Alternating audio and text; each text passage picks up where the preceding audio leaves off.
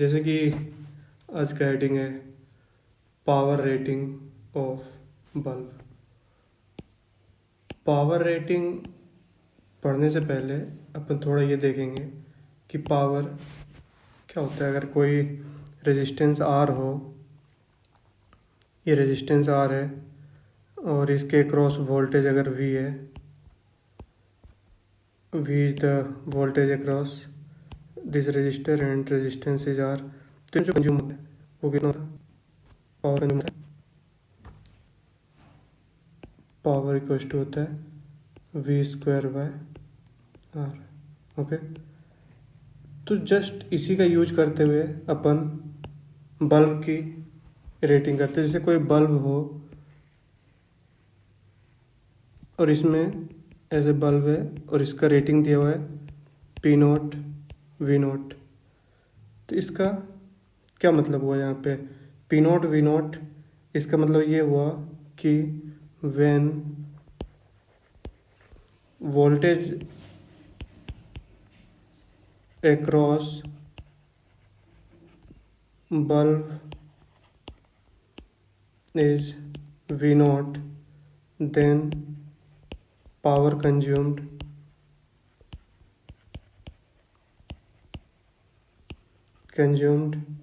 is P naught। मतलब power rating का ये मतलब हो रहा है कि P naught V naught का कि when voltage across bulb is V naught then power consumed is P naught। मतलब जो बल्ब पावर कंज्यूम कर रहा हो P naught कर रहा हो किस वोल्टेज पे? V naught वोल्टेज पे। तो अपने को पता है कि यहाँ से P V R में ये रिलेशन है, तो अपन बोल सकते हैं कि V naught at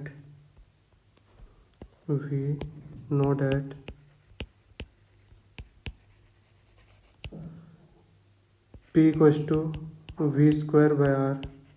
So using this equation we can find resistance of this given bulb which have rating P naught and V naught। तो R इक्वल टू कितना हो जाएगा? R इक्वल टू हो जाएगा, यहाँ से देखो R इक्वल टू हो जाएगा कितना? V square by P। तो अगर एक बल्ब जिसका रेटिंग है यहाँ पे ऐसे बल्ब की पावर रेटिंग है P नॉट V नॉट, तो रेजिस्टेंस कितना होगा? रेजिस्टेंस ऑफ बल्ब हो जाएगा V not square upon P not. Okay, ये R जो आया ये क्या है? Resistance of bulb, resistance of bulb. ठीक है, इसका जो रेजिस्टेंस है R, उसका वैल्यू है V naught by P naught. ठीक है, V नॉट और P नॉट पावर रेटिंग है। जैसे अपन जनरली देखते हैं ये रेटिंग वाला जो है ना घर और पे रहता है बल्ब, तो उस पर लिखा हुआ रहता है जैसे 100 वॉट 220 वोल्ट। तो इसका मतलब क्या हुआ? इसका पावर रेटिंग 100 वॉट है, ये 100 वॉट कंज्यूम कब करेगा? जब इसके क्रॉस वोल्टेज होगी 220 वोल्ट। ओके, तो अपन उससे इस पावर रेटिंग से रेजिस्टेंस फाइंड कर सकते हैं। R इक्वल टू हो जाएगा P not square bye V not square bye P not. Okay, तो यहाँ पे अब आगे क्वेश्चन करते हैं कि क्वेश्चन ये है कि विच बल्ब गेट फ्यूज्ड। यहाँ पे एक बल्ब है जिसका पावर रेटिंग जो है 100 वोल्ट 220 वोल्ट, दूसरे का है 100 वोल्ट 220 वोल्ट। ये बल्ब B1 है और ये बल्ब B2 है। तो कौन सा बल्ब फ्यूज कर जाएगा? ठीक है, तो यहाँ पे देखो, अगर मैं पहले क्या करता हूँ कि ये देख लेते हैं कि कब बल्ब फ्यूज करेगा। तो फ्यूज करने के लिए क्या कंडीशन होगा, तो नोट करके इसे पहले लिख लो कि यहाँ पे अगर एक बल्ब ऐसे दिया हुआ है जिसका पावर रेटिंग है P नॉट V नॉट, तो यहाँ पे इसके दो टर्मिनल हो रहे हैं। तो इसका मतलब ये हो रहा है कि अगर मान लो इसके टर्मिनल के अक्रॉस वोल्टेज V है तो ये फ्यूज कर जाएगा if V is greater than V not, if जो वोल्टेज उसके क्रॉस हो गया, अगर ग्रेटर देन रेटिंग वोल्टेज हो गया, तो वो बल्ब क्या हो जाएगा, फ्यूज कर जाएगा। Then it get, if V is greater than V naught, then it will get fused। Okay, तब यहाँ पे बताओ कौन सा बल्ब फ्यूज करेगा, कौन सा नहीं करेगा। तो यहाँ पे जैसा क्वेश्चन में गिवन है power rating 100 what, 220 volt, 100 what, 220 volt, तो अगर मैं रेजिस्टेंस निकालूँ, आर इक्वस टू कितना होता है, आर इक्वस टू होता है V naught square by P naught. तो अगर मैं यहाँ से रेजिस्टेंस निकालूंगा, क्योंकि दोनों का डेटा सेम है पावर रेटिंग, तो मैं ये बोल सकता हूँ क्या, R1 इक्वल टू R2 हो जाएगा, इक्वल टू R मान लेता हूँ। कितना होगा मैं ये नहीं फाइंड कर रहा हूँ, बट ये मैंने यहाँ से निकाल दिया कि दोनों का जो रेजिस्टेंस है वो सेम होगा। मतलब यहाँ भी रेजिस्टेंस ऐसे बोल सकते हो, बल्ब की जगह मैं ऐसे रेजिस्टेंस R मान लेता हूँ, इसके भी जगह भी रेजिस्टेंस R मान लेता हूँ। अब दोनों सीरीज में है, तो यहाँ पे अगर मैं 220 वोल्ट अप्लाई किया, तो इसमें करंट क्या होंगे, सेम होंगे, दोनों में करंट सेम होंगे। तो करंट सेम होंगे, तो यहाँ पे रेजिस्टेंस दोनों का क्या है, सेम है, तो इसके क्रॉस जो वोल्टेज ड्रॉप होगा वो भी इक्वल हो जाएगा। और ये इक्वल, तो अब यहाँ पे अपन क्या लिख सकते हैं यहाँ से, कि जो वोल्टेज ड्रॉप है, टोटल वोल्टेज ड्रॉप कितना हो गया, 2V इक्वस टू 220 वोल्ट। तो V इक्वस टू कितना आ गया, 110 वोल्ट। इसका मतलब ये जो V आया अक्रॉस द बल्ब, जो V आया वो लेस देन V नॉट है। इसका मतलब कोई भी बल्ब फ्यूज नहीं करेगा, no one get fused, no bulb get fused. ठीक है, यहाँ पे हो गया। तो नेक्स्ट यहाँ पे देखो, नेक्स्ट क्वेश्चन खुद से ट्राई करो जल्दी से, पहले 2 मिनट वीडियो पॉज करके। ठीक है, हाँ। अब यहाँ पे दिया हुआ कि विच बल्ब गेट फ्यूज्ड, फिर वही कंडीशन है कि कौन सा बल्ब फ्यूज होगा। तब अपन पहले क्या करेंगे कि मान लो मैं यहाँ पे ऐसे मान लेता हूँ, इसका रेजिस्टेंस R1 मान लेता हूँ और इसका रेजिस्टेंस R2 मान लेता हूँ। तो R1 और R1 का वैल्यू हो जाएगा, R जो होता है वो होता है V not square by P naught. तो इसका वैल्यू हो जाएगा 110 का होल स्क्वायर बाय 100। ठीक है, उसी तरह से इसको मैं मान लेता हूँ R। तो जो R2 है उसका वैल्यू कितना हो जाएगा, 110 का होल स्क्वायर बाय 50। तो अगर ये R है तो ये कितना है, 2R है ना, क्योंकि नीचे वहाँ पे 50 आया इसमें और वहाँ पे 100 था, तो ये 2R हो गया। तो यहाँ पे मैं ये बोल सकता हूँ कि इसका जो रेजिस्टेंस हो गया, ये अगर मैं R मानता हूँ तो इसका रेजिस्टेंस कितना हो गया, 2R। क्योंकि दोनों सीरीज में कनेक्टेड है, तो यहाँ पे करंट क्या होगा, दोनों में सेम होगा। तो करंट सेम होगा, तो यहाँ पे वोल्टेज जो होगा वो V इक्वस टू क्या होता है, IR। तो वोल्टेज जो ड्रॉप होगा वो प्रोपोर्शनल टू रेजिस्टेंस होगा। तो यहाँ पे अगर वोल्टेज V ड्रॉप हो रहा है, तो यहाँ पे वोल्टेज कितना ड्रॉप हो जाएगा, 2V। तब यहाँ पे ऐसे तीन दोनों को ऐड कर दो, तो V plus 2V equal to 220 volt. तो ऐसे भी देखो कि जो 3V है वो आ गया 220 वोल्ट, तो V इक्वल टू कितना हो गया, 220/3 वोल्ट। तो ये इतना हो गया, और जो 2V हुआ वो कितना हो गया, 440/3। और 440/3 जो है, 440/3 जो है वो ग्रेटर देन 110 है। ओके, तो इसका मतलब क्या हुआ कि जो 50 वोल्ट का बल्ब है वो यहाँ पे फ्यूज कर जाएगा। ठीक है, जो 50 वोल्ट का बल्ब है वो क्या हो जाएगा, यहाँ पे फ्यूज कर जाएगा। क्यों, क्योंकि उसके अक्रॉस वोल्टेज जो है वो वोल्टेज रेटिंग से ज़्यादा हो गया। तो यहाँ पे अगर B1 बोल दूँ और ये B2 बोल दूँ, तो यहाँ कौन सा बल्ब फ्यूज हो जाएगा, B2। सो B2 gets fused,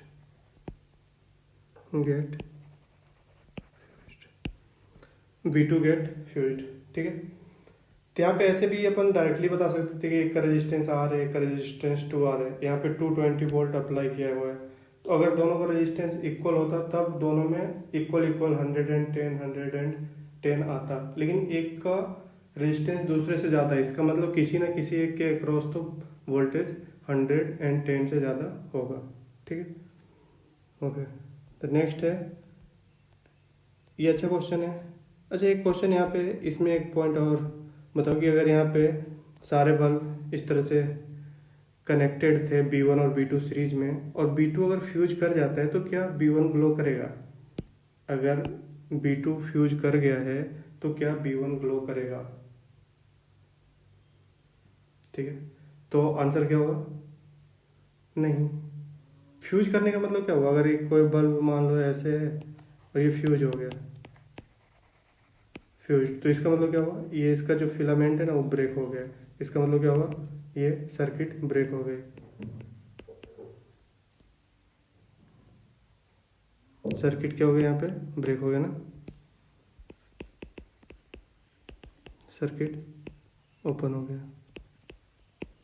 तो ओपन हो गया तो दूसरा बल्ब ग्लो नहीं करेगा क्योंकि उसमें करंट नहीं जा रहा होगा।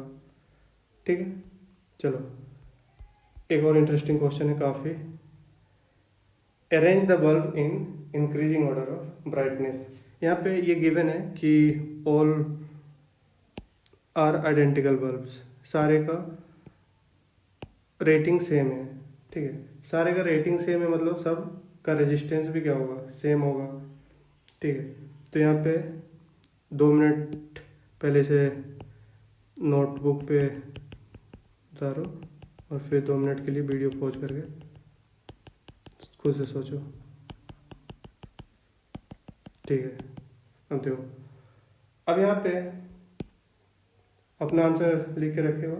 ठीक है, अब यहाँ पे देखो, इसका भी रेजिस्टेंस आर है, इसका भी रेजिस्टेंस आर है, इसका भी रेजिस्टेंस आर, इसका भी रेजिस्टेंस आर, क्योंकि आइडेंटिकल बल्ब है।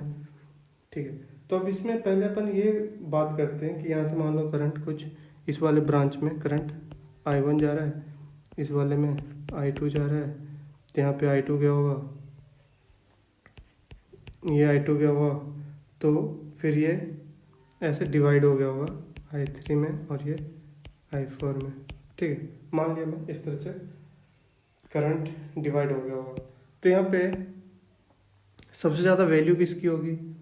तो एक बार चेक कर लेते हैं। तो यहाँ पे इस वाले ब्रांच में नेमिंग कर देता हूँ A B, A C, A D. तो जो ए बी वाला ब्रांच है, जो ए बी वाला है, उसका इक्विवेलेंट रेजिस्टेंस कितना है? ए बी वाले का इक्विवेलेंट रेजिस्टेंस है 2R, तो इसमें करंट I1 है। और जो ऊपर वाला है, जो यहाँ पे सी डी वाला ब्रांच है, उसमें कितना है? ये कितना हो गया? 2R और R, 2R और R पैरेलल में है। ठीक है, 2R और R पैरेलल में है, तो ओवरऑल रेजिस्टेंस जो आया होगा वो R से कम आया होगा। ठीक है, तो अपन यहाँ पे R से ये कम, इसका जो इक्विवेलेंट आया होगा, इसका R equivalent less than R आया होगा, और जब इसको अपन R से ऐड करेंगे तो यहाँ पे जो इक्विवेलेंट होगा, ओवरऑल जो इक्विवेलेंट होगा वो R इक्विवेलेंट जो फाइनल होगा वो लेस देन 2R होगा। ठीक है, इसका मतलब क्या होगा कि यहाँ पे जो करंट जा रहा होगा, I2 करंट जो जा रहा होगा, यहाँ पे I1 जा रहा है, तो यहाँ पे क्या होगा कि जो I2 करंट है वो ग्रेटर देन I1 होगा, क्योंकि दोनों के अक्रॉस वोल्टेज सेम ही है। ठीक है, तो इसका मतलब क्या हुआ कि ऐसे बताओ सबसे ज़्यादा करंट किस में गया होगा? वो सबसे ज़्यादा करंट गया होगा बल्ब 5 में, क्योंकि पावर इक्वल टू क्या होता है? I2R होता है। तो जिसमें करंट ज़्यादा जा रहा होगा उसमें पावर ज़्यादा कंज्यूम कर रहा होगा। पावर ज़्यादा कंज्यूम करने का मतलब हो रहा है वो ज़्यादा ग्लो कर रहा होगा, उसका ब्राइटनेस ज़्यादा होगा। अब यहाँ पे करंट आया, उसके बाद ये क्या हुआ? 2 पार्ट में डिवाइड हो गया।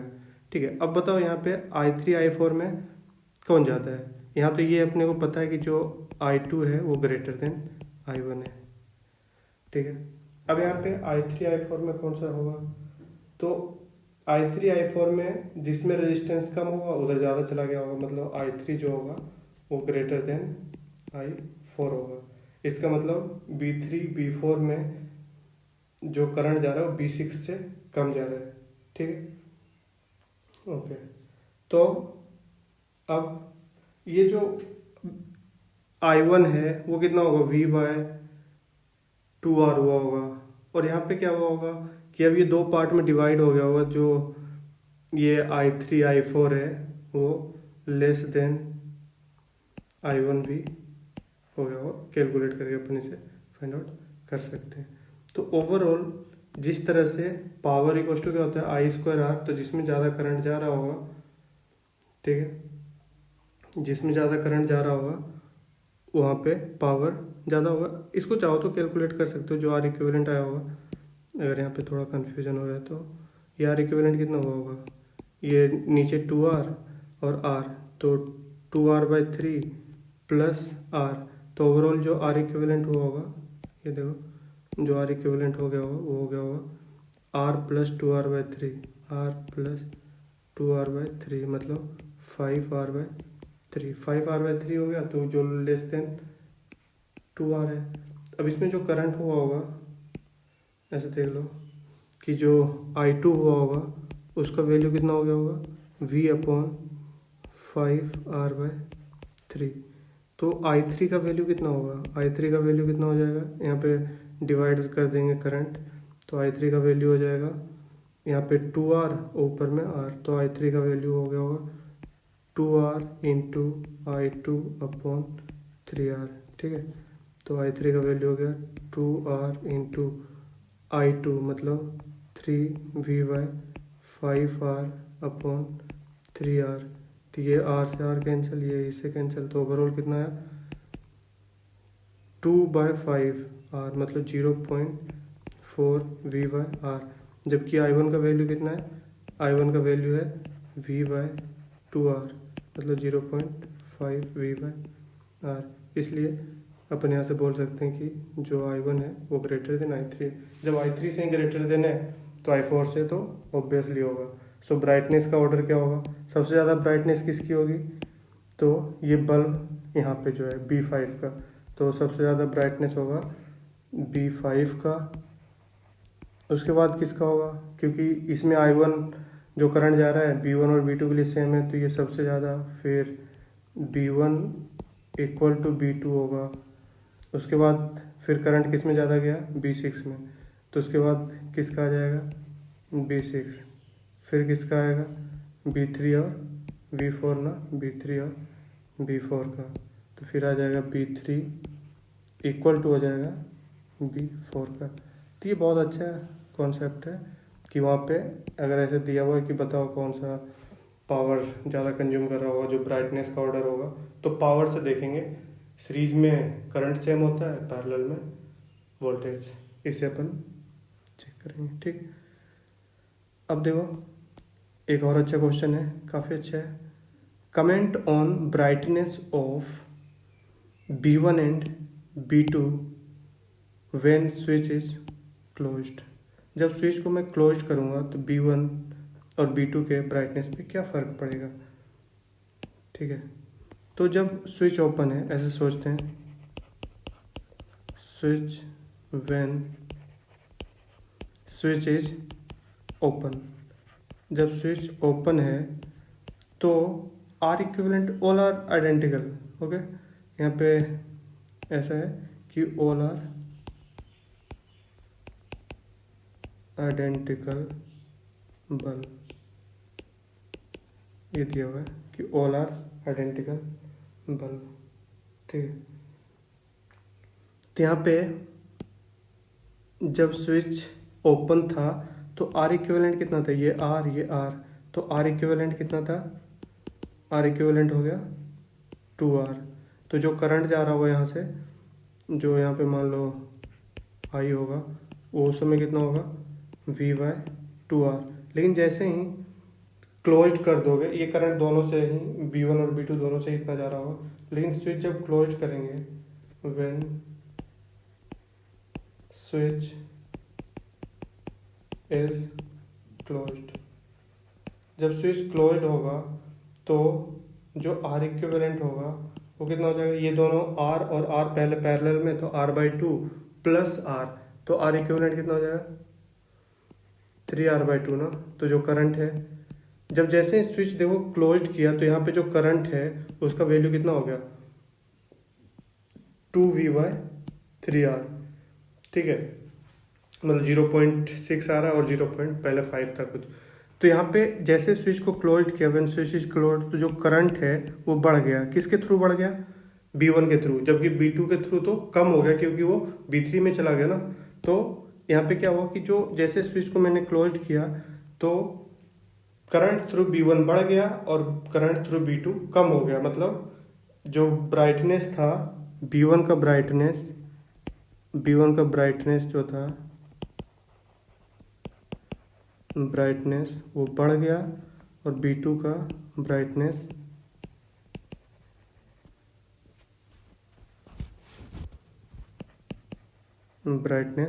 कम हो गया, ठीक है। तो ये भी बहुत अच्छा क्वेश्चन है।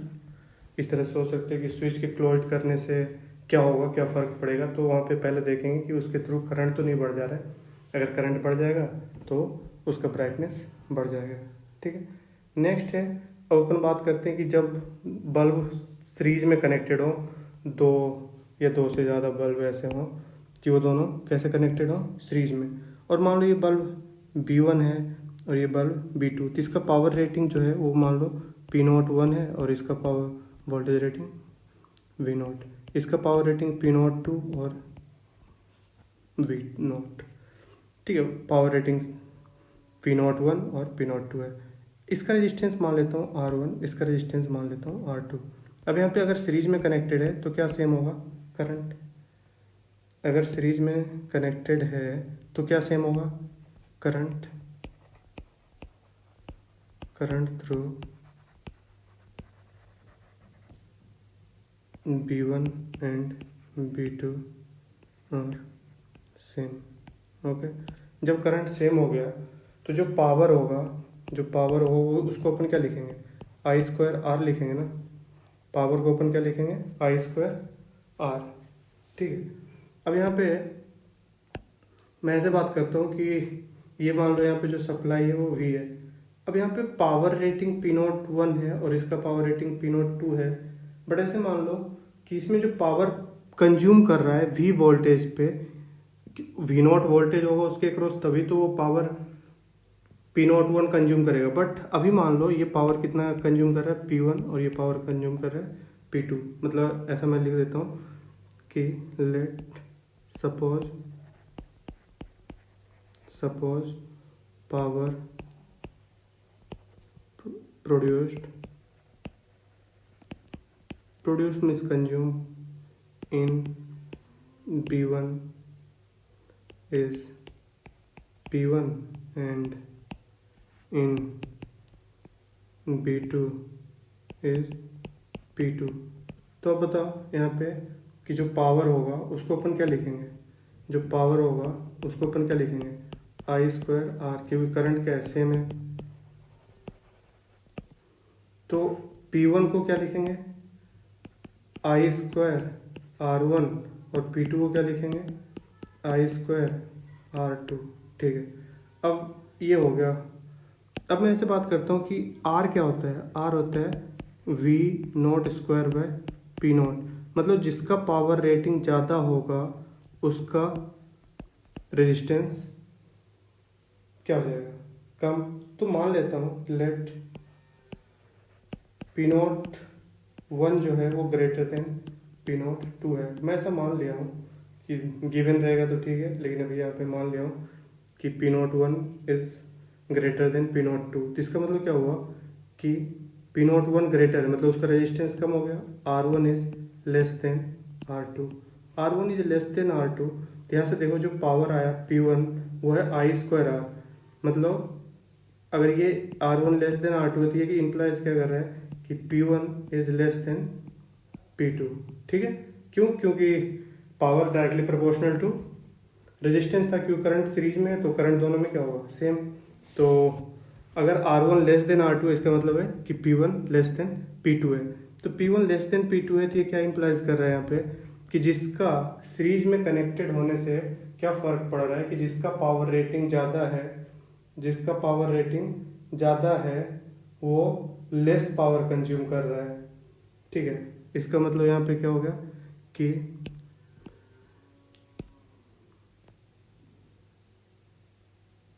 जिसका पावर रेटिंग ज़्यादा है वो लेस पावर कंज्यूम करता है किसमें, सीरीज में कनेक्टेड होने से, ठीक है।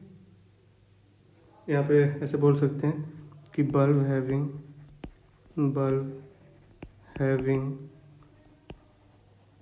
More power rating consume less power in series.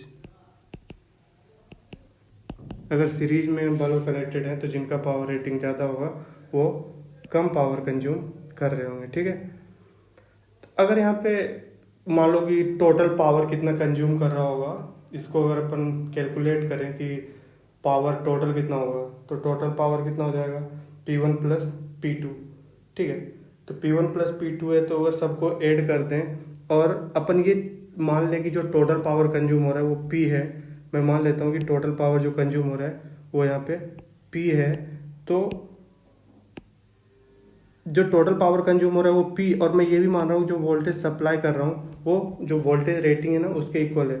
तो जो पावर का फॉर्मूला आता है, जो टोटल पावर होता है वो यहाँ पे हो जाता है 1/P equal to 1/P01 plus 1/P02। P01 क्या है और P02 बल्ब की पावर रेटिंग है, ठीक है। तो टोटल पावर कितना हो जाएगा, जैसे वहाँ पे सीरीज वो पैरेलल में रजिस्टर का होता है ना फॉर्मूला, उसी तरह से यहाँ पे हो जाता है सीरीज में पावर वाला कि कितना टोटल पावर कितना हुआ, तो 1/P मतलब total power equal to 1/P01 plus 1/P02, ठीक है। अब यहाँ पे जैसे वहाँ पे बात किए थे, नोट करके यहाँ पे ये पॉइंट, दोनों पॉइंट लिख लेना कि if any bulb in series get fused then other will not glow. आगे की सर्किट ब्रेक हो जाएगी, इसलिए ग्लो नहीं करता है, ठीक है। चलो नेक्स्ट है बल्ब कनेक्टेड इन पैरेलल। अगर बल्ब पैरेलल में कनेक्टेड है तो क्या होगा, तो अगर पैरेलल में कनेक्टेड है तो सबसे पहला पॉइंट यहाँ पे इसका रेटिंग मान लेता हूँ P01 है और V0 है, इसकी रेटिंग मान लेता हूँ P02 है और ये V0 है, और ये ऐसा मान लेता हूँ मैं P01 is greater than P02, पहले मान लिया। तो अगर पैरेलल मीन्स क्या हो रहा है, पैरेलल मतलब क्या इम्प्लाइज कर रहा है, पैरेलल मीन्स इम्प्लाइज कर रहे हैं यहाँ पे कि जो इसमें वोल्टेज होगा सेम होगा, वोल्टेज मतलब यहाँ पे पोटेंशियल डिफरेंस ऐसे बोल देते हैं, potential difference across B1 and B2 are same, ठीक है। दोनों बल्ब के अक्रॉस पोटेंशियल डिफरेंस सेम हो जाएगा। तो अपन यहाँ पे पावर को क्या लिखेंगे, जैसे सीरीज में पावर को अपन ने I2R लिखा, उसी तरह से यहाँ पे पावर जो होगा मान लेता हूँ कि यहाँ पे P1 एंड P2, उसी तरह से P1 and P2 power consumed है, P1 एंड P2 और पावर कंज्यूम्ड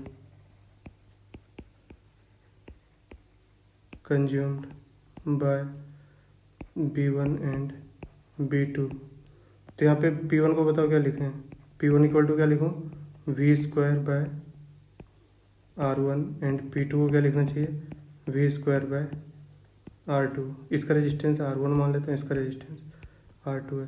तब यहाँ पे अपन रेजिस्टेंस निकालना आता है, तो R1 का वैल्यू कितना हो जाएगा V0² बाय P01, R2 का वैल्यू कितना हो जाएगा V0² बाय P02। तो यहाँ पे अगर मैंने ये मान लिया है कि P01 ग्रेटर देन P02 है, इसका मतलब क्या है कि R1 जो है वो लेस देन R2 है। क्यों, क्योंकि अपन ने वो मान लिया ना कि P01 जो है वो ग्रेटर देन P02 है। अगर ऐसा है तो R1 is less than R2 हो जाएगा। अब यहाँ पे देखो जो फॉर्मूला आया पावर का, वहाँ से क्या आया होगा, क्योंकि R1 लेस देन है तो P1 क्या हो जाएगा, ये क्या इम्प्लाइज कर रहा है कि P1 is greater than P2, ठीक, P1 is greater than P2 हो गया। इसका मतलब क्या हुआ, P1 is greater than P2 करने का मतलब क्या हुआ कि जिसका पावर रेटिंग ज़्यादा है पैरेलल में वो ज़्यादा पावर कंज्यूम कर रहा होगा। तो यहाँ पे ऐसा बोल सकते हैं कि bulb having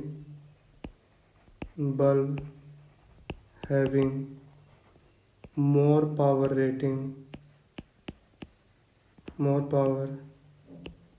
rating will consume more power